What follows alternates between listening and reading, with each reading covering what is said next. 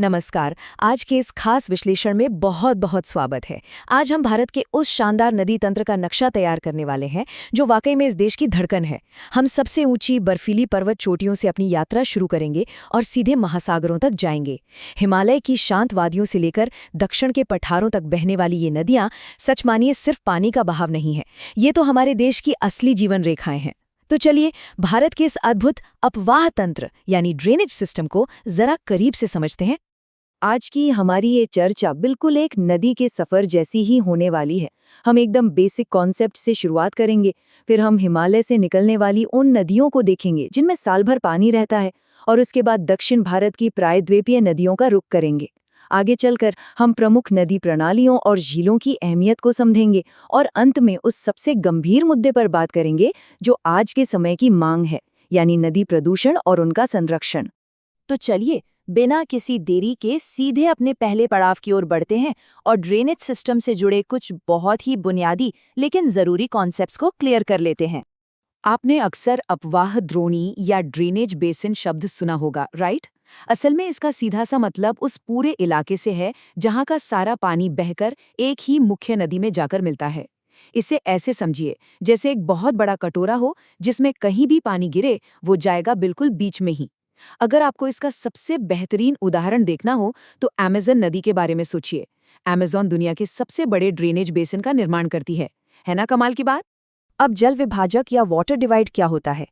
Imagine कीजिए एक बहुत ऊंचा पहाड़ या कोई ऊंची जमीन। जब बारिश का पानी इस चोटी पर गिरता है तो वो प्राकृतिक रूप से दो हिस्सों में बंट जाता है। आधा एक तरफ बह निकलता है और आधा दूसरी तरफ। बस यही ऊंचाई जो पानी को दो अलग अलग अपवाह द्रोणियों में बांट देती है, उसे ही हम वाटर डिवाइड कहते हैं। बिल्कुल एक दीवार की तरह काम करता है ये। बेसिक बातें तो हो गई, अब अपना रुख करते हैं उत्तर की तरफ, सीधे हिमालय की उन ताकतवर नदियों की ओर जिनका पानी कभी सूखता नहीं है। किसी भी हिमालयी नदी की जिंदगी को आप 3 रोमांचक हिस्सों में बांट सकते हैं। पहले हिस्से में यानी पहाड़ों के ऊपरी भाग में ये नदियां बहुत ही आक्रामक होती हैं। ये चट्टानों को काटती हुई तेजी से नीचे आती हैं और अपने साथ भारी मात्रा में सिल्ट और बालू बहा लाती हैं। फिर आता है दूसरा हिस्सा, जब ये मैदानों में प्रवेश करती हैं। यहाँ इनकी स्पीड थोड़ी कम हो जाती है और ये विसर्प यानी घुमावदार रास्ते और गोखुर झीलें बनाने लगती हैं। और अंत में समुद्र से मिलने से ठीक पहले ये अपने साथ लाई गई सारी मिट्टी को जमा करके एक शानदार और विशाल डेल्टा तैयार करती हैं। पूरा का पूरा भूगोल बदल देती हैं ये। अब हम अपनी यात्रा को थोड़ा दक्षिण की ओर मोड़ते हैं और प्रायद्वीपीय भारत की नदियों के बारे में बात करते हैं। इन नदियों का मिजाज हिमालय की नदियों से काफी अलग होता है। तो सबसे बड़ा और बुनियादी फर्क क्या है? देखिए, हिमालय की नदियां 12मासी होती हैं, मतलब उन्हें बारिश का पानी तो मिलता ही है, साथ ही पहाड़ों की पिघलती बर्फ भी उन्हें साल भर पानी से भरा रखती है। लेकिन प्रायद्वीपीय नदियां मौसमी होती हैं।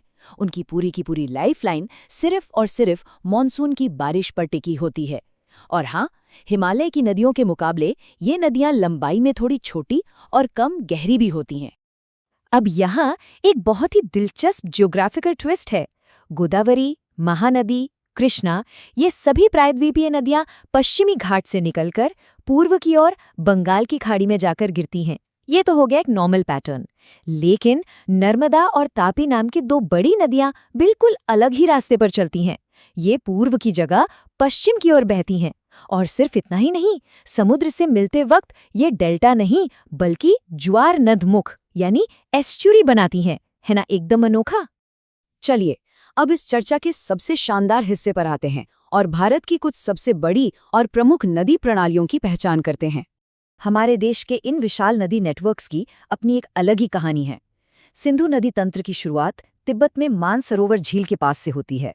वहीं हमारी गंगा नदी का असली स्वरूप तब निखर कर आता है जब देवप्रयाग में भागीरथी और अलकनंदा नदियां आपस में मिलती हैं। ब्रह्मपुत्र की बात करें तो इसका सफर और भी दिलचस्प है।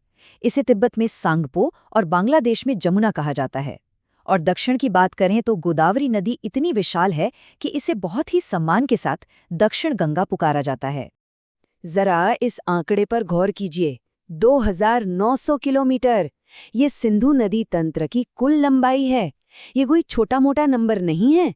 ये विशाल आंकड़ा हमें ये एहसास दिलाता है कि पहाड़ों से निकलकर समंदर तक पहुंचने के लिए इन जलधाराओं को कितनी लंबी और थका देने वाली दूरी तय करनी पड़ती है। और ये बात तो और भी ज्यादा दिलचस्प है। हिमालय से निकलने वाली गंगा नदी भी भारतीय उपमहाद्वीप में 2500 किलोमीटर से ज्यादा का एक हैरान कर देने वाला रास्ता तय करती है। इसका ये विशाल नेटवर्क हमारे पूरे उत्तरी मैदान को हरा भरा रखता है और सच कहूं तो करोड़ों लोगों की जिंदगी इसी के भरोसे चलती है। नदियां तो हो गईं, लेकिन पानी के इस पूरे सिस्टम में झीलें भी बहुत बड़ा रोल प्ले करती हैं। तो आइए अब इंसान और पानी के इस गहरे रिश्ते को समझते हैं। एक पल के लिए जरा सोच कर देखिए, अगर कश्मीर में वो खूबसूरत डल झील ना होती या नैनीताल में वो मशहूर ताल ना होता, तो क्या तब भी हम वहां घूमने जाते? शायद बिल्कुल नहीं। ये छोटी सी कल्पना ही हमें बता देती है कि पानी के ये स्रोत हमारी इकोनॉमी, टूरिज्म और हमारी संस्कृति से कितनी गहराई से जुड़े हुए हैं। झीलों और नदियों के फायदे अनगिनत हैं। भारत में मीठे पानी की सबसे बड़ी प्राकृतिक झील वूलर और डल जैसी झीलें स्थानीय लोगों के लिए वरदान हैं और इनसे बिजली भी बनती है। वहीं दूसरी तरफ चिल्का जैसी खारे पानी की झील टूरिज्म का एक बहुत बड़ा सेंटर है। और हमारी बड़ी नदी प्रणालियां, वो तो पानी की सप्लाई बनाए रखने, सिंचाई करने और बाढ़ को कंट्रोल करने जैसा बेहद जरूरी काम करती हैं। ये सब मिलकर एक परफेक्ट बैलेंस बनाते हैं। लेकिन इस पूरी कहानी का एक डार्क साइड भी है। अब हम उस गंभीर मुद्दे की बात करेंगे जो सीधा हमारे और नदियों के भविष्य से जुड़ा है। सच्चाई ये है कि आज इन जीवन रेखाओं की हालत खराब है। हमारी बढ़ती आबादी, खेती के लिए पानी की बढ़ती डिमांड, फैक्ट्रियों से निकलने वाला खतरनाक केमिकल और हमारे घरों का कचरा, इन सब ने मिलकर नदियों के पानी की क्वालिटी को बुरी तरह बिगाड़ दिया है।